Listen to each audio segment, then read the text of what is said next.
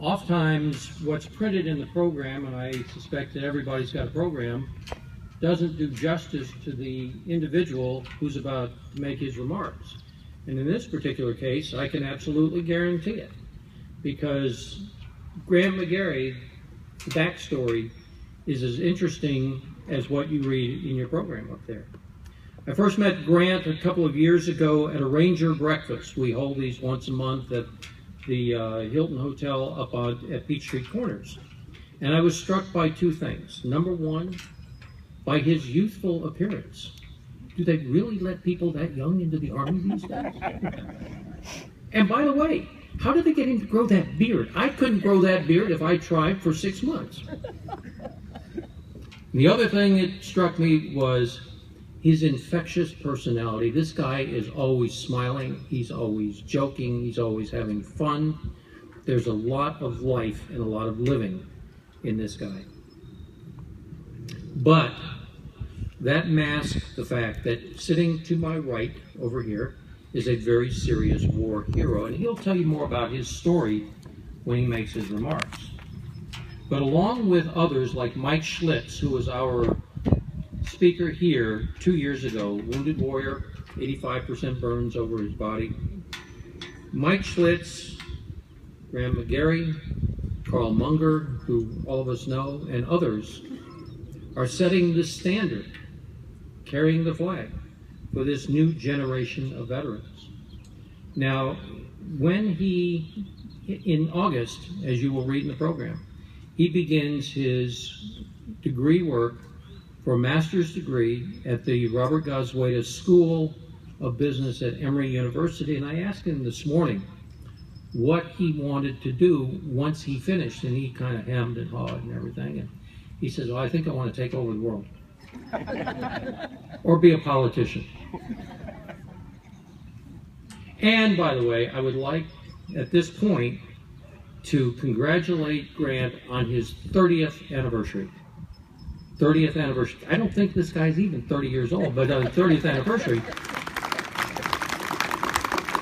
Grant and his absolutely lovely wife, Karen, who is sitting right down front here, have just celebrated 30 days of wedded bliss.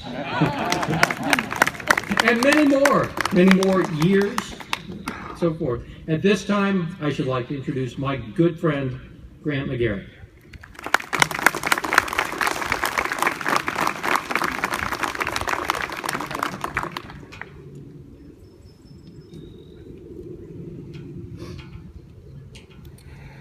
Good morning, everybody.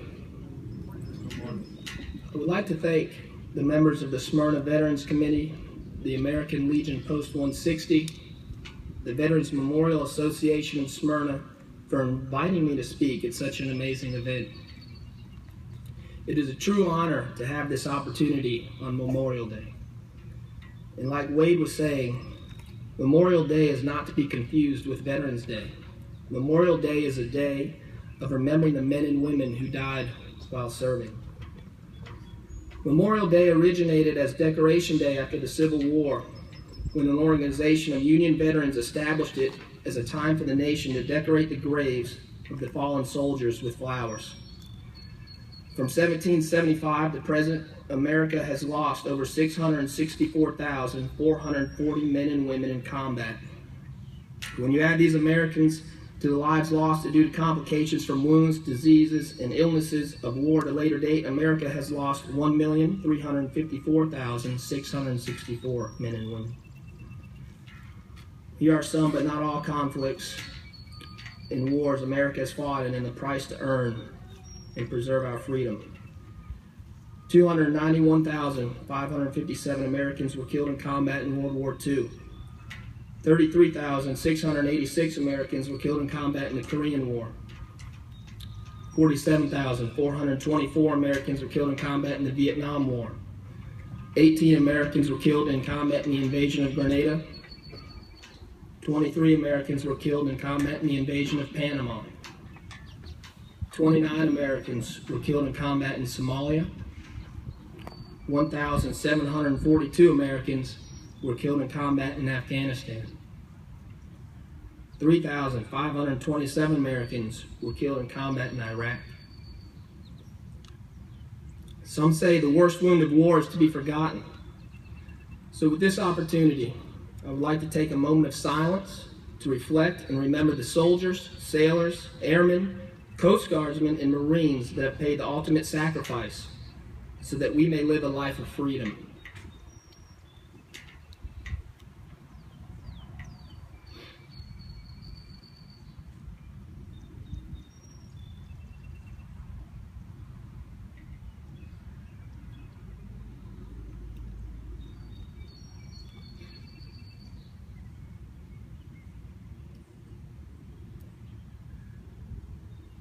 That might have felt like a long time, but that was only 15 seconds that we gave to remember the ones that gave it all, the ones that died so that we can have our freedom. That small amount of time really makes you think. So here's a little bit about me and my story. I was a senior in high school on 9/11 when I watched the Twin Towers fall in my second period criminal justice class. It impacted me and I was compelled to do something about it, so I went home and I told my mother I was joining the military. She gave me a look that was somewhat okay with my decision, but asked I go to college first. She followed up by saying, after college you can do whatever you want. Unlike most of the decisions I made in my youth, I actually listened to my mother and went to college. A few years later, I was in my senior year at the University of Alabama when I realized that I was not happy and something was missing in my life. As I was preparing to graduate and start a new chapter in my life with a business degree, it became obvious to me that I had reached an interesting place in my life. I found myself in a situation that I didn't want to be in. I was not excited to start a career in a cubicle crunching numbers and selling widgets. Like most young men and women, I reached this point because I was doing what was expected of me by my parents' influence. As I started to process this information, I had an outer body experience, and I finally realized I was not living my own life. Immediately, I took action and started to plan my next move. I didn't seek advice from anyone because I wanted to take charge of my own destiny. I had always thought about joining the military and knew I'd be a great fit, so I went about this quietly. I was very intrigued by the Pat Tillman story, and coincidentally I knew a guy attending Alabama who was also an Army Ranger. As I continued to think about joining the military, I reached out to him with a few questions. I quickly noticed there was something about him that I envied. It was the way he stood and his self-confidence. So a few days later, after staying up late studying for a finance test, I woke up early to get coffee on my way to the test. The coffee shop was called Badass Coffee.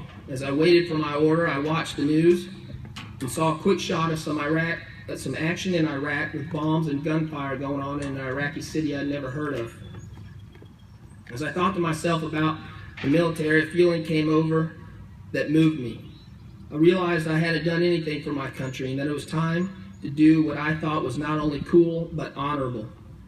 With this feeling of freedom, I decided right then and there that I was joining the military.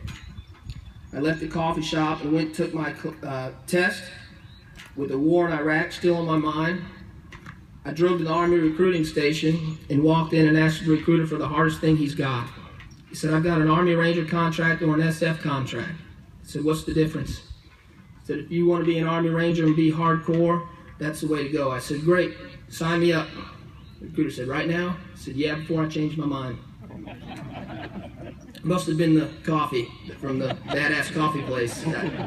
But after starting the process to enlist in the Army, I drove home and it felt as though 1,000 pounds had been lifted off my shoulders.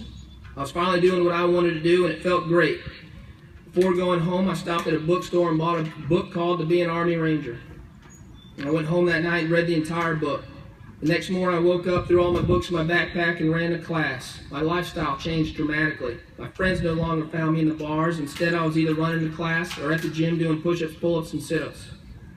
When I ran into friends, they asked why I would do such a thing, especially right before I graduated. Some were saying, don't do it, and others were not surprised. The comments were just noise to me. I didn't care what anyone had to say. I had a goal, and it was to become an Army Ranger. After finishing up my degree a few months later, I shipped off to basic training and never looked back.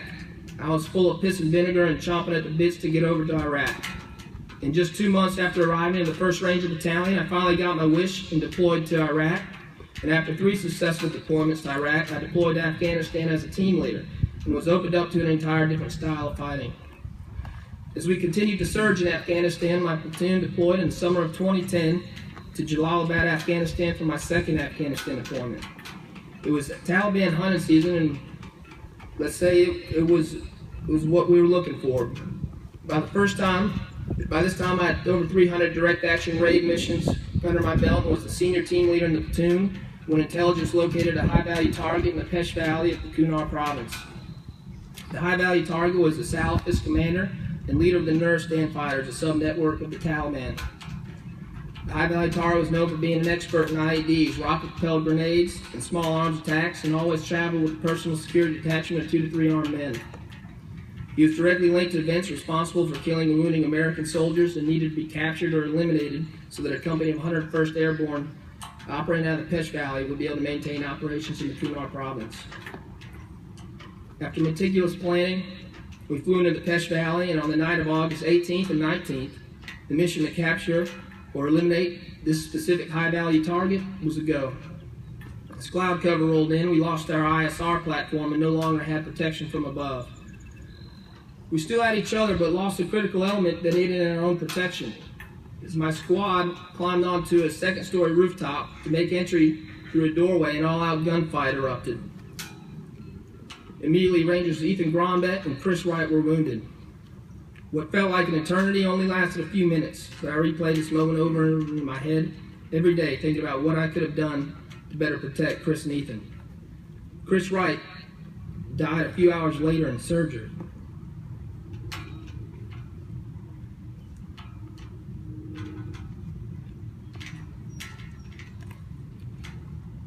Chris Wright was an amazing warrior and was cut from the same cloth as the warriors that scouted with Washington, fought shoulder to shoulder with Jackson, braved the Redoux with Grant, charged the beach at Normandy, and climbed the cliffs at Point du Hoc.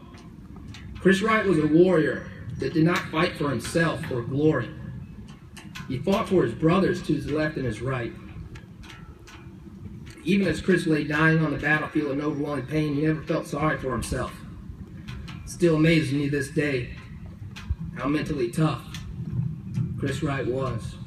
And the only thing I can think of is that he spent his last moments in strength, confidence, and honor, because he was with his brothers to the end, and he knew he had never let anyone down. Chris Wright is a true American hero that lived a life that others wouldn't dare volunteer for so that Americans may live a life in peace. Before joining the Army, Chris's mom asked him, "Why do you want to join the Army, Chris?" He said, so that I can keep my brothers safe. Let it not be forgotten that the price of Specialist Christopher Wright's life and the other 1,354,663 lives lost since 1775 is the cost of our country's freedom today. It is best said by Colonel William O'Darby, "We, the living Ranger, will never forget our fallen comrades.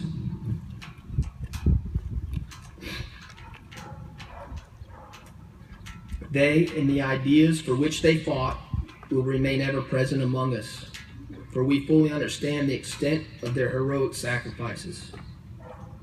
We will carry their spirit with us into all walks of life, into all corners of America, our hearts joined together in sorrow for their loss, but also our hearts swell with pride to have fought alongside such valiant men. They will never be considered dead, for they live with us in spirit." Because of the wonderful lives lost during my time as a Ranger, I have been driven to a greater cause, and in memory of my brothers, as a tribute to honor these men, I have dedicated my life to a greater good on behalf of other Rangers, to help facilitate a successful transition for Army Ranger veterans from active military service to a civilian life filled with hope and purpose. Rangers lead the way. Thank you.